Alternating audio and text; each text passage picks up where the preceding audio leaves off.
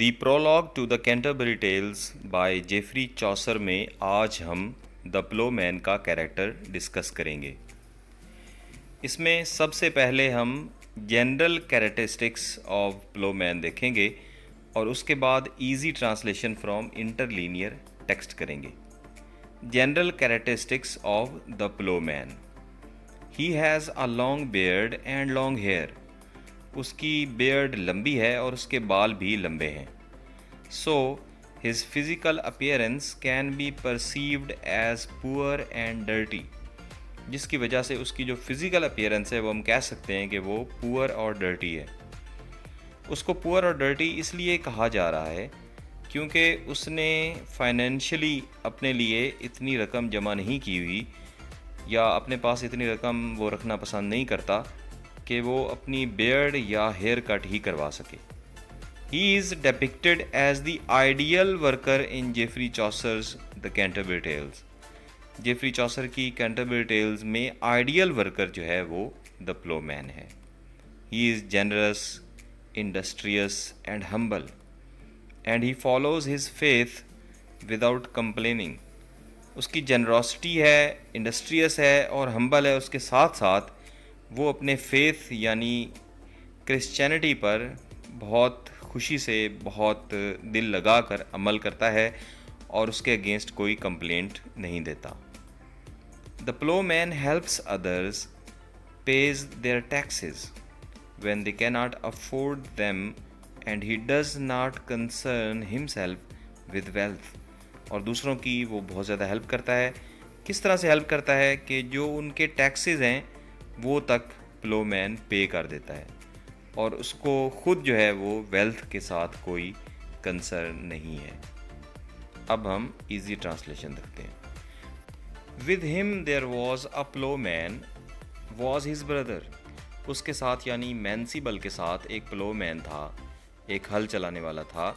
Who was his brother, जो उसका भाई था। That many a load of Dang and many another had scattered for a good true toiler he, living in peace and perfect charity, that a many load of dung and many another।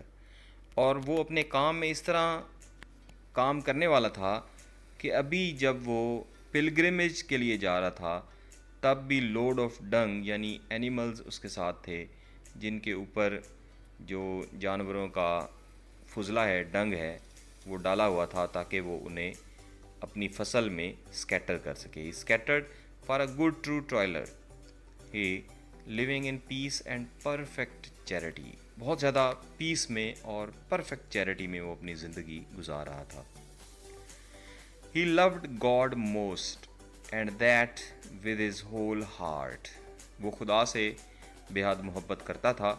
At all times दो he played और plied his art and next his neighbor even as himself।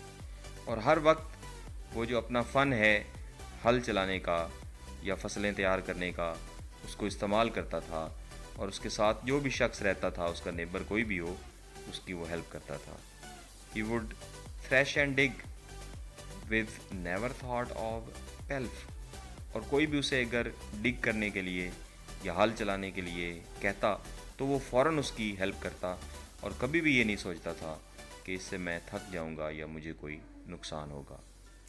For Christ own sake, for every poor wight, all without pay if it lay in his might.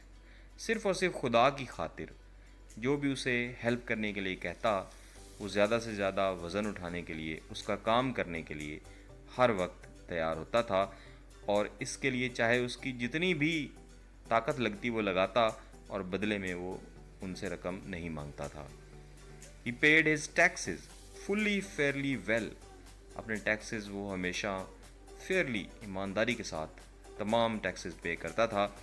Both by his own toil and by stuff it sell. जो वो मेहनत करता था, अगर उससे उसे कुछ उजरत मिलती, कुछ पैसे मिलते या कोई चीज़, कोई अपना स्टफ़ अगर वो बेचता था, सेल करता था, तो उससे जो पैसे मिलते थे उस पे वो टैक्स अपना हमेशा पे करता था। इन अ टैबर्ड ही रोड अपॉन अ मेयर। और इस टैबर्ड में वो अपनी मेयर यानी घोड़ी के ऊपर सफ़र कर रहा था।